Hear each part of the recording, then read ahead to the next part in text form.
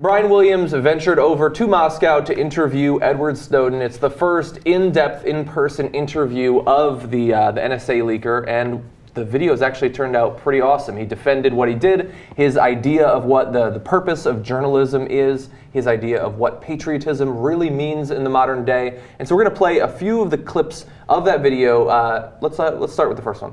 You have done, quote, significant and irreversible damage to the nation.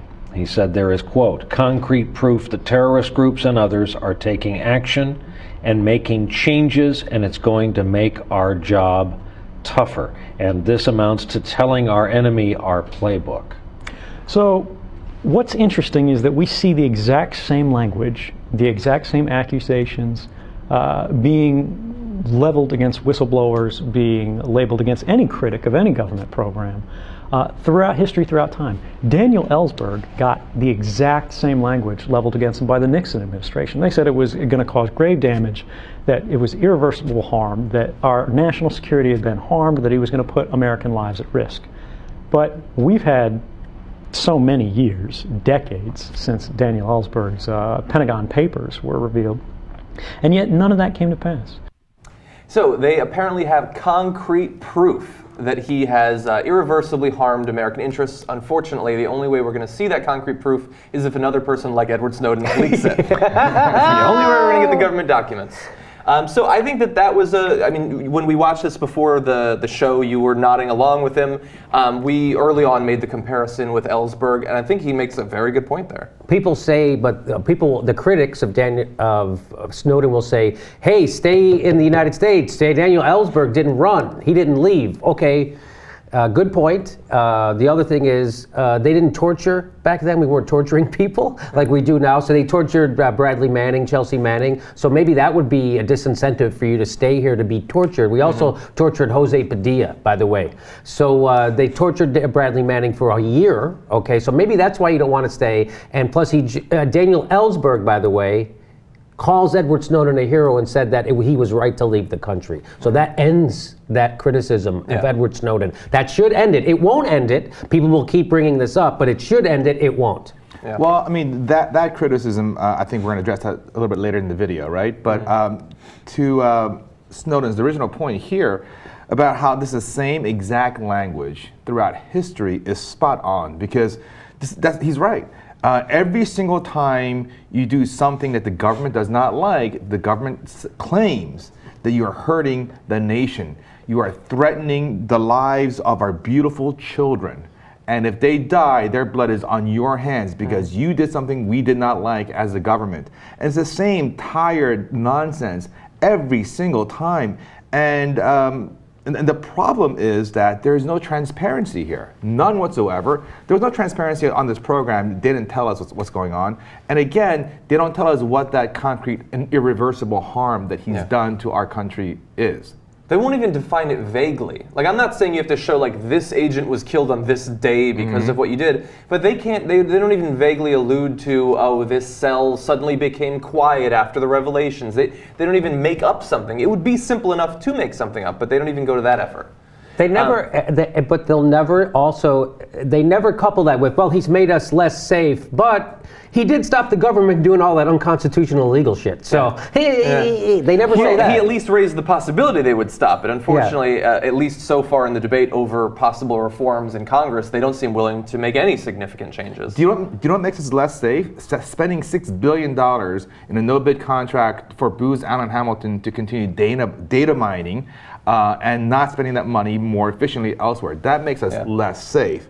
Having us drop drones indiscriminately in other parts of the world and killing people who are not guilty of any crimes other than having the wrong cell phone perhaps, and killing hundreds and hundreds of civilians, that makes us less safe. And blaming all of this on Edward Snowden as if he is the one who is bringing about these problems. If any problems happen, they're going to be laid at his feet. That makes us less safe because we're not smartly and judiciously and intelligently addressing real problems that we have. We've been talking about sort of some of the history of the things that America has done to generate opposition to our policies, to generate new terrorists. He talked specifically about how the U.S. has used sort of the memory and legacy of 9/11 Let's go to that clip. I take the threat of terrorism seriously, and I think we all do. And I think it's really disingenuous for the government to invoke and sort of scandalize our memories, to sort of exploit the national trauma that we all suffered together and worked so hard to come through, to justify programs that have never been shown to keep us safe, but cost us liberties and freedoms that we don't need to give up, and our Constitution says we should not give up. Yeah. I will say this: he is one articulate man. Yeah. He is. That was excellent. Yeah. Coward, traitor, coward, Yeah. traitor, bad person. I mean, I have to imagine he spent a lot of his time in Moscow sort of thinking this through. He probably did that for several months in advance of stealing the documents and leaking them. But yeah, he's done his history work, he's done his research. And I think that when you look at what he says, when you think about what he says, and you compare it to the attacks, which we're going to show shortly, coming from people like Peter King, people like John Boehner, I mean, it's hard not to be on his side. Now, one of the most common criticisms of him is that he went to Russia because he wants to work for Vladimir Putin. He wants to help him invade Ukraine or something like that. He talks specifically about the accusations about him colluding with the Putin regime in this clip. So I have no relationship with the Russian government at all. I've never met the Russian president. I'm not supported by the Russian government. I'm not taking money from the Russian government. I'm not a spy. And he goes on to say why he ended up there in the first place in this clip. Do you see yourself as a patriot? I do. You know, I think patriot is a word that's thrown around so much that it can be devalued nowadays. But being a patriot doesn't mean prioritizing service to government above all else. Being a patriot means knowing when to protect your country, knowing when to protect your Constitution, knowing when to protect your countrymen from the violations of and encroachments of adversaries. And those adversaries don't have to be foreign countries. So again, obviously he's been doing a lot of thinking, a lot of philosophizing about sort of the purpose of patriotism. In America, we're used to just, you know what a patriot is? It's an overweight guy tromping around the woods of Michigan with an assault rifle. Like, that's what a patriot is. No, it's someone who's willing to sacrifice his relationships, his livelihood, even where he lives, and flee to a place where he doesn't know anyone, he doesn't belong there, but he was willing to do it because he thought that that's what he needed to do to keep America safe. That's what a patriot is. Yes, because America, the United States, is really an idea, right? The idea is liberty, freedom, and that's what he's really committed to, and our Constitution. That's the idea that America is, that he's more committed to than certainly Barack Obama is, or John Kerry, or the rest of the people we're going to see in a second. I mean, you're absolutely right. First, I don't like the words patriot and traitor and these jingoistic terms because they're so self-serving, and I don't believe that any person is necessarily a patriot or a traitor, that they may act patriotically one day and be unpatriotic the next day. So I have a much more complex look at a view of that. But the idea that America is an idea, not a place, is absolutely correct, Jimmy. I mean, America is not about the amber waves of grain, the purple mountains. It's about the idea that it's a nation of laws, not of men, that it's equality under the law, that we have certain rights that are sacred. And it doesn't matter if we live where we currently live today. It's not America anymore if those rights are extinguished. Yes. And preserving those rights, you know, at your own self-peril is, I guess, the most patriotic thing you can do. Yeah, and we hear a lot of talk, at least from certain corners of the country, about people's rights and how much they want to protect them.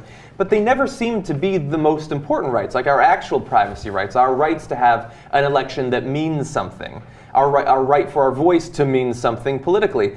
It's always just the guns. Like, that's the only thing. The thing that they say is supposed to protect all of the other rights, at the end of the day, seems to be the only thing they care about protecting at all.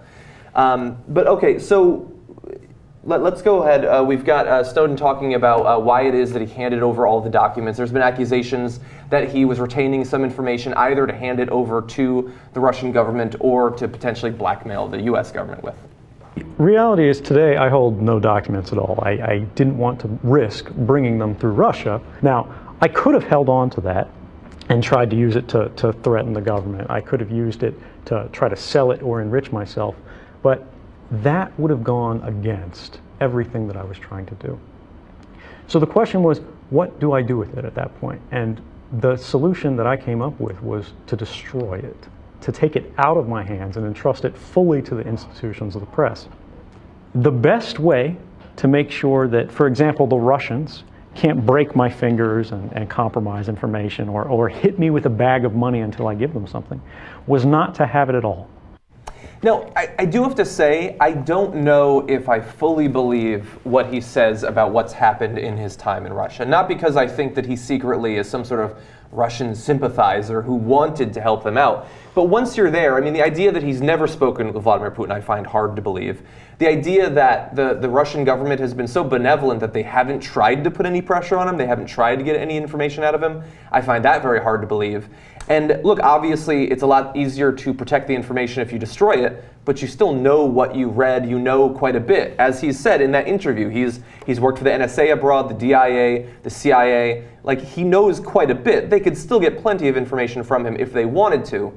So I think the idea that he has been completely insulated from any contact with the Russian government, that seems questionable. Agreed. And that goes to my prior point that I don't like to view people as patriots or traitors. You can be both. So, disclosing all this information to the U.S., that was patriotic. He may have done traitorous things once he got there. I have no idea. He may or he may not have. Hopefully he didn't. But it doesn't, that's why I don't like to, throw people into these buckets of, oh, this guy's a saint, a patriot who's done nothing wrong, versus this guy's a demonic traitor who is evil. I mean, people are complicated. And, if he's living in Russia right now, under their protection so that we can't just go and grab him, chances are they're going to get something out of him. What could that be? I don't know. Yeah. But probably something. Yeah, and at the end of the day, it also might be worth what we learned from the leaks that he provided. But it is weird in America how we automatically assume that certain actions protect America. If you use military force, who cares about the details? You are protecting American interests. When that could not be more untrue. Not only are you not necessarily protecting American interests, but you might very well be doing far more damage than simply no action whatsoever. I mean, our wars in Iraq and Afghanistan have undeniably created a new generation of terrorists in countries around the globe, not even just the countries we invaded. But the changing views on American power and its application abroad has certainly created terrorists throughout that region. And yet, we put Bush on TV to show off the paintings he's made of world leaders, and Edward Snowden is hiding in Moscow. Agreed. And further to that point, it makes me sick that someone like Dick Cheney and his buddies over at Halliburton got so insanely rich off of these wars.